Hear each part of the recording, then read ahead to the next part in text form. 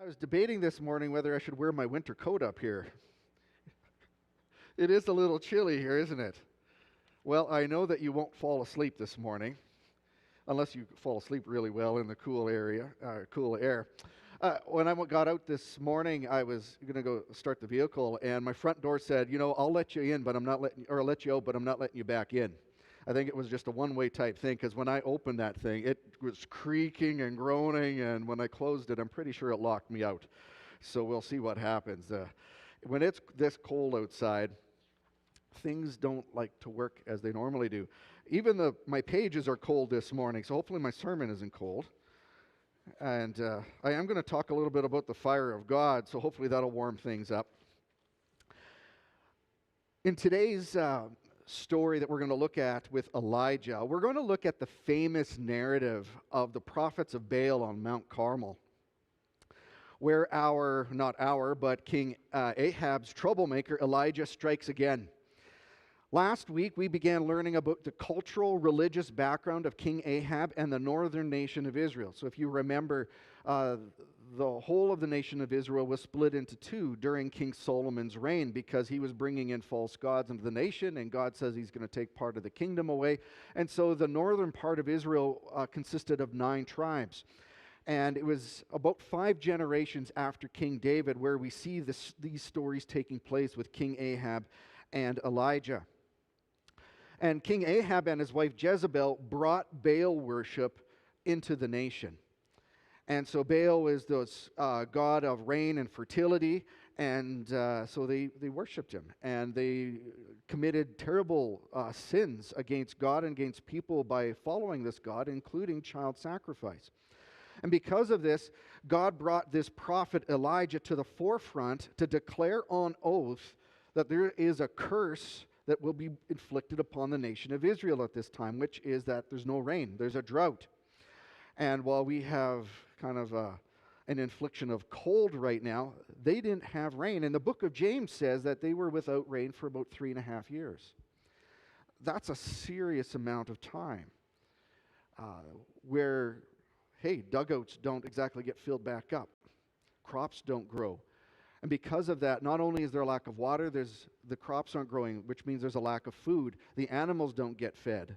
And so there's a serious issue that's happening throughout the nation.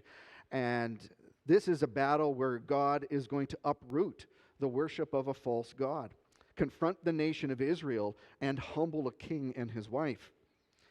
A little later on in another story, we're going to see more of that humility. But Elijah is the man of the hour. And we're looking, and I titled my message this morning, God Wars, because there's a war happening here. And so with Elijah coming into the forefront, he's the man of the hour. He became a troublemaker to King Ahab, and this story is kind of long. I'm going to read the entire thing for you this morning, because I like it when the scripture is read. We get to hear it, and maybe something's going to pop out to you that maybe it didn't before.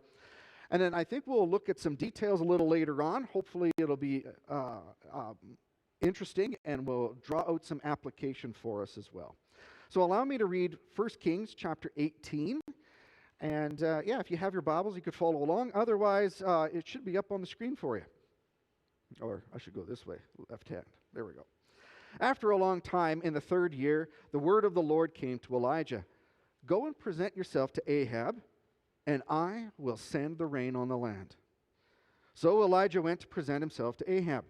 Now the famine was severe in Samaria, and Ahab had summoned Obadiah, his palace administrator. Obadiah was a devout believer in the Lord. While Jezebel was killing off the Lord's prophets, Obadiah had taken 100 prophets and hidden them in 2 caves, 50 in each, and had supplied them with food and water. Ahab had said to Obadiah, Go through the land to all the springs and valleys. Maybe we can find some grass to keep the horses and mules alive, so we will not have to kill any of our animals. So they divided the land they were to cover, Ahab going in one direction and Obadiah in another. As Obadiah was walking along, Elijah met him. Obadiah recognized him, bowed down to the ground, and said, Is it really you, my lord Elijah? Yes, he replied. Go tell your master, Elijah is here. What have I done wrong? Asked Obadiah. that you are handing your servant over to Ahab to be put to death. As surely as the Lord your God lives, there is not a nation or kingdom where my master has not sent someone to look for you. And whenever a nation or kingdom claimed you were not there, he made them swear they could not find you. And now you tell me to go to my master and say, Elijah's here. I don't know where the Spirit of the Lord may carry you when I leave you. If I go and tell Ahab and he doesn't find you, he will kill me. Yet I, your servant, have worshipped the Lord since my youth. Haven't you heard, my Lord, what I did while Jezebel was killing the prophets of the Lord? I hid 100 of the Lord's prophets in 2 caves, 50 in each, and supplied them with food and water. And now you tell me to go to my master and say, Elijah's here? He will kill me. Elijah said, As the Lord Almighty lives, whom I serve, I will surely present myself to Ahab today. So Obadiah went to meet Ahab and told him, and Ahab went to meet Elijah.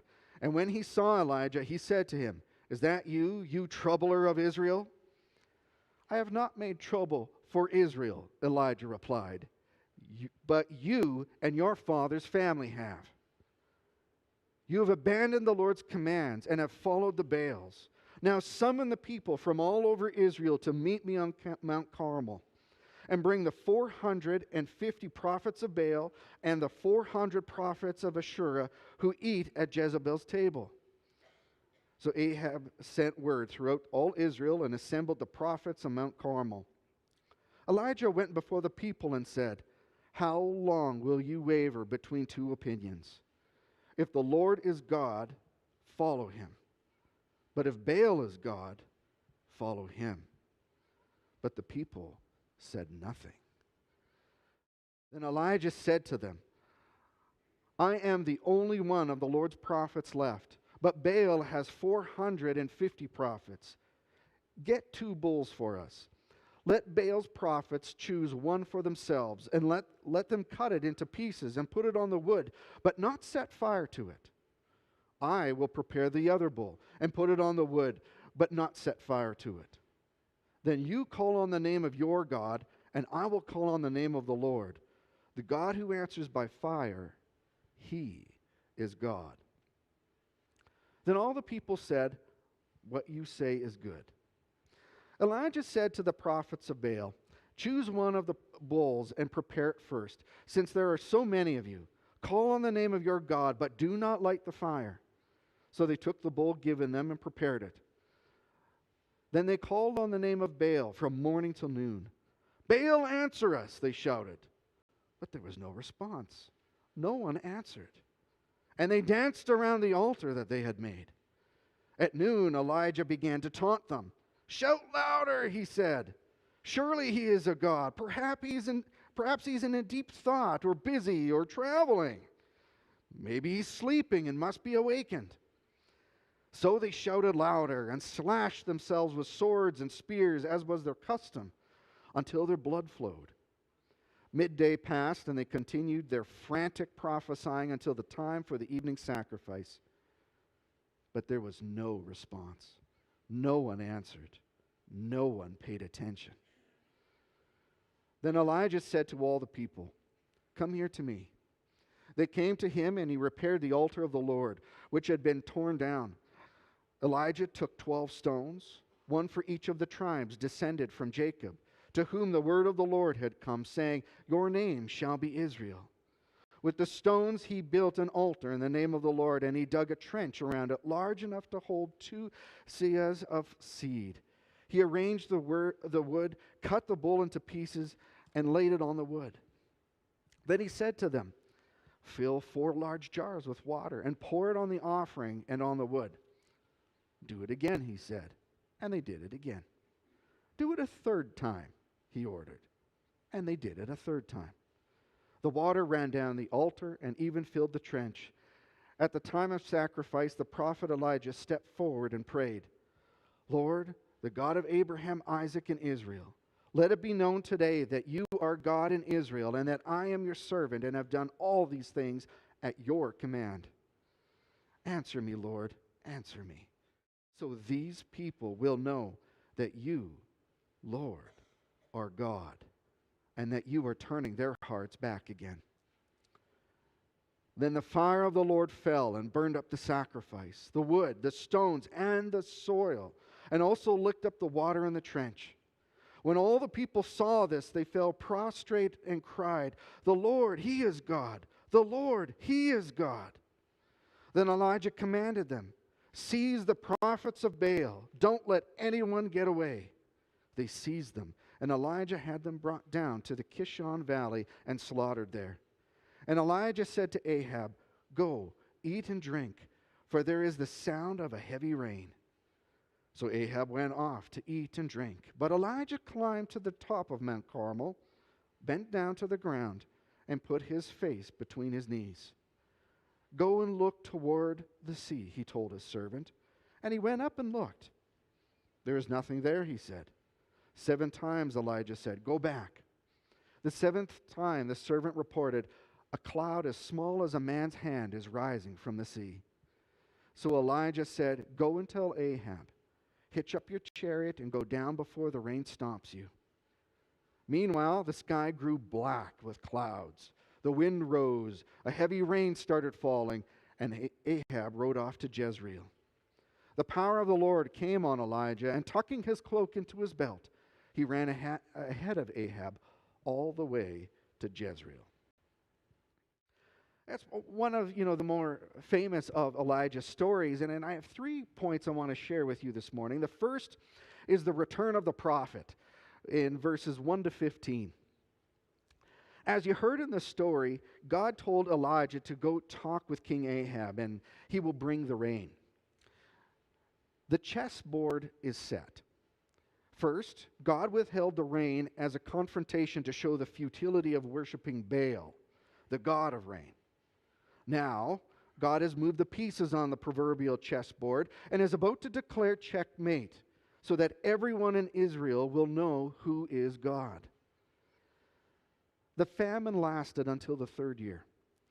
In the book of James, as I mentioned before, it says it did not rain for 3.5 years. So Ahab sent out Obadiah. Now, as you already know, Ahab was the trusted official, the administrator, to go look for grass in one direction, and he went the other. And so the idea there is that if there's grass, there's water. And so that's what they were looking for. If there's some green, go there, figure it out and get it. Or we'll gather some more people to go gather it. But as we could have anticipated with Ahab, Ahab does not care about the people. He cares about feeding his animals. He also did not care about the prophets of the Lord slaughtered by his wife Jezebel. But he did care about his animals. Now, with Obadiah, I tend to view Obadiah as a prophet of the Lord serving King Ahab as a double agent. He is working under the king who is killing off the prophets of the Lord, but he saved the lives of God's prophets. And notice something. During this time of famine and a lack of water, he saved 100 prophets and gave them food and water. So he's not exactly working for Ahab here. So Ahab's trusted official, getting food and water for God's prophets, while he's also being sent out to find food and water for Ahab's animals, this official is not working for the king, even though he is. And I think that has an effect on somebody when you're working as a double agent, and I think we're going to see that here shortly. As the story progresses, Obadiah was searching for grass when Elijah came to him. And remember, King Ahab has been looking for Elijah this entire time, making nations and people promise on oath that they can't find him. There's a veiled threat in there that shouldn't be lost on us. But in God's timing, Elijah appears, and he wants to meet with the king. Now, as you might remember from Obadiah's conversation with Elijah, Obadiah's reaction receives a lot of criticism. He is seemingly filled with fear at the idea of telling the king that he saw Elijah and wants to meet him because he's worried that God will whisk Elijah away. And so if he goes and tells the king and Elijah's not around, he's worried he's going to die. Well, I think in contrast, what we can do here is notice the widow of last week's story. Elijah asked her for water during a drought and asked her for food, for her to go bake some bread for him, even though they were about to eat the last of their food and then die because they had nothing left. And she did. She gave it to him. Obadiah has a slightly different reaction than the widow did. Obadiah is living in fear. I think that happens when you're working so closely to a king and his wife who kills the prophets of the Lord, and they could discover what he did with the 100 prophets that he saved. I think it has him permanently rattled. At the same time, Obadiah almost sounds like he is whining about his situation and telling Elijah, didn't you hear? I saved 100 of these guys, and maybe that earns me some favor in your eyes. Don't send me off to get killed by Ahab by sending him news that you're around. But as we saw at the beginning of the passage, it is God's will at this point that Elijah talks with Ahab. So Elijah on oath says that he'll be present. Then we get to point number 2. Elijah strikes back in verses 16 to 40. Obadiah fulfilled his mission and let Ahab know about Elijah. And in one contrast we should note about Obadiah and King Ahab is that Obadiah bowed down respectfully to Elijah, whereas King Ahab comes and says, "Oh, there you are, troubler of Israel." But this is when Elijah turns the tables. And the accusation that Ahab throws at him, he actually throws back to him and his family. Now, normally it isn't wise to insult the king of the land, but he does anyways. And as one commentator mentioned, he said, Ahab's accusation of Elijah being a troubler of the nation is actually contradictory. If King Ahab genuinely believed that Baal was God, there would be rain. But there isn't. So why is it that Elijah is the troubler if they really believe in their God? So it is at this point, and it's a short conversation. We don't have all the details of what they talked about. But Elijah orders Ahab to summon the people of Israel to Mount Carmel. And I don't know why Ahab listened or acquiesced. But he did bring the 450 prophets of Baal and 400 prophets of Asherah. And Asherah was a fertility goddess in the Canaanite pantheon. And Mount Carmel, where they were supposed to meet, was at the center of the worship of the Canaanite area. It was a beautiful area and a prime location to view the land and see where it was a natural place to worship a fertility god of rain. As you could see on the map there, you have Mount Carmel, and just to the north of it is the Kishon River and the Kishon Valley, and that's where you're going to see more of the story unfold there as well. It was a beautiful area. And this is like prime territory for Baal worship. And yet Elijah wants to meet there at the heart of what it is that they worship. Elijah explains the contest, and he lets the prophets of Baal go first. Now notice something here. You will notice that Elijah said, "I am the last of the Lord's prophets." Remember him saying that? Didn't he already just hear from Obadiah that there were 100 prophets saved in caves? I think Elijah's covering for Obadiah and keeping the prophets hidden and secret.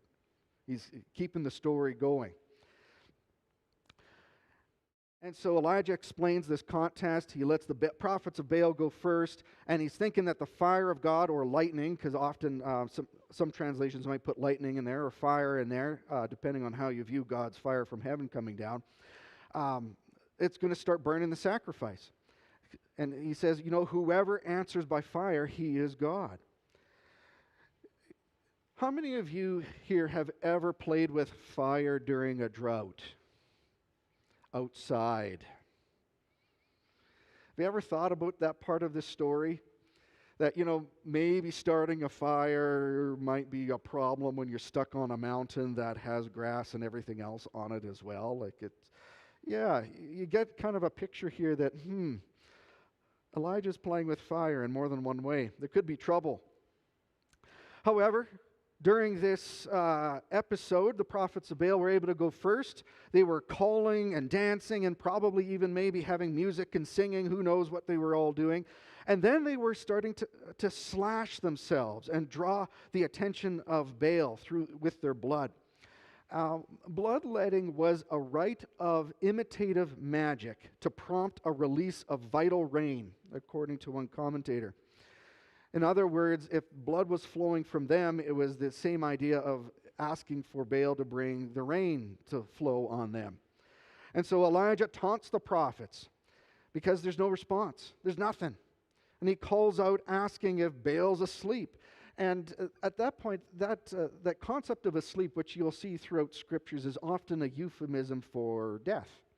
And so some think that is Elijah saying that, is he dead? Does he need to be revived or awakened or brought back to life type of idea? And so he's really, really throwing it at them, and maybe he's getting some dirty looks, who knows? But the prophets of Baal continued their frenzy from morning to the evening sacrifice, all day. And then it was Elijah's turn. That's when he restores the altar of Yahweh, which fell into disrepair because of the prominence of the monarchy's push for Baal worship. He sets the sacrifice upon it, covers it, and has it covered in a lot of water that fills the freshly dug trench around the altar. Now, you'll notice that water isn't exactly the best fire-starting material. But hey, for those chemists in the room, if you have some spare sodium, potassium, rubidium, cesium, or francium, then yeah, you could start a fire with water. Then Elijah prays, Lord, the God of Abraham, Isaac, and Israel, let it be known today that you are God in Israel, and that I am your servant and have done all these things at your command. Answer me, Lord, answer me, so that these people will know that you, Lord, are God, and that you are turning their hearts back again. And that is when the fireworks started. With fire falling, the sacrifice burning, in the middle of these drought conditions, the anticipation of rain is now a real possibility, as we remember that God said he was going to bring the rain after he talked to Ahab.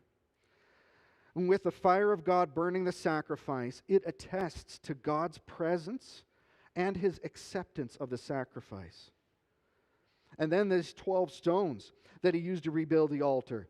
And the 12 dousings with water recalls the tribes of Israel as they passed through the Jordan River. Just as the people needed faith to enter the promised land, as McKenna read the story to us of Joshua and the Israelites crossing the Jordan River, here's another situation where they used 12 stones, rebuilt an altar, and it's now declaring and remembering that Yahweh is God. And so by using the 12 stones and the 12 dousings of water, remember there were 4 jugs and they had them dump it on there 3 times. There's 12. He's trying to draw imagery from the past. Remember what God did for you. And in the excitement and revelation of the arrival of the Lord, Elijah orders them to round up the 850 false prophets, led them down the mountain into the valley below, and had them slaughtered, because it was commanded to do so in Deuteronomy chapter 18. Kind of one of those interesting parts of the story. Why did they do that? That was what they were supposed to do. And so with Jezebel killing off the prophets of the Lord in verse 7, Elijah strikes back. And that is when it leads to point number 3, a new hope. In verse 41 to 46, with the checkmate firmly established, the false prophets dead, the people of Israel reborn in their faith with Yahweh, Elijah turns to Ahab. Now, one might think that Ahab should be on the chopping block here too, but he isn't. He lets the king know that rain is coming and he should go celebrate. And Ahab believes him. And that's when Elijah begins to pray. He gets down, puts his head between his knees, and he prays. And this time for rain. 7 times he prayed and asked the servant to climb the peak for the best view of the sea to see if there's a sign for rain. And on the 7th time, which represents a fullness of prayer, there is a small cloud and a new hope is born. Now, Elijah descends the mountain at this time before the storm arrives because the storm is going to cause problems. With that much rain that's coming, they're going to have a hard time getting back to the city. So he tells his servant to let the king know to get moving. You better get going fast because the rain is coming. And that is when we see one of those other interesting parts of the story, is that Elijah ran ahead of the chariot. Now, as one commentator mentioned, that while it seems like Elijah has tucked his cloak in and is going to run super fast, which he probably did because, the chariot's going to go fast, running in front of the king's chariot isn't talking about that he ran so far ahead of him that he beat him to the city. The point is that Elijah was running in front of the king as a servant normally would. And so it's indicating his service to that king. And meaning that Elijah is now hoping Ahab will follow the Lord God after what he has seen. Well, we'll see more of the story another day. But the application today as we look at this story, it's fairly simplistic. This story is really about one thing. It's about split loyalty. The people of Israel remained silent during the sacrificial demonstration. When Elijah said, if Baal answers with fire, then he's God. And if God answers with fire, then he is God. But the people of Israel stayed silent. They might have been wondering, should they side with their forefathers and the supposed God who led them out of Egypt into their new land? Or should they follow the Baals and the monarchy's insistence that Baal is God? There would be cultural and religious pressure. The people were confused and had split loyalty. Now, while some may be quick to adopt this story and adapt it to Canada's current political and religious climate, or maybe adopt it and adapt it to recent issues that have plagued the church, I think we should be wary of judgmentalism and simply adopt the truth this text is loudly proclaiming to us. The Lord, He is God. It doesn't take a lot of people, or for people to drift away from God. Some I've read in the past say that it only takes 4 generations for a family to move from a vibrant faith to having no faith at all. But in my reading and my learning about faith, I think the reality is that it only takes 1 generation. And while it is easy to blame anyone or everyone or anything for drawing of people away from God, it is always the decision of the individual as they interact with the gospel and the Holy Spirit to either choose God or choose something else. Split loyalty is a serious issue. And whether the loyalty is about money or sex or power or another faith or philosophy, many things can instigate the journey to split loyalty, including being abused or hurt by a church. And then they refuse to follow Jesus because they'll never step through the door of a church again after having experienced that. And as I'm going to invite the worship team to come up at this point, I think it's good to remember that there will be numerous pressures from family and friends, the government, your employers, and neighbors to not follow Jesus. Pressures for you to not live out your faith or to stand up for Jesus or to remember the victory that you have in Him. It was true for the Israelites to forget about God, and it's true for the Christian church. But the simple application is this. And before you begin singing any songs, take a moment in your hearts to pray and tell God you genuinely and truly believe that He is Lord.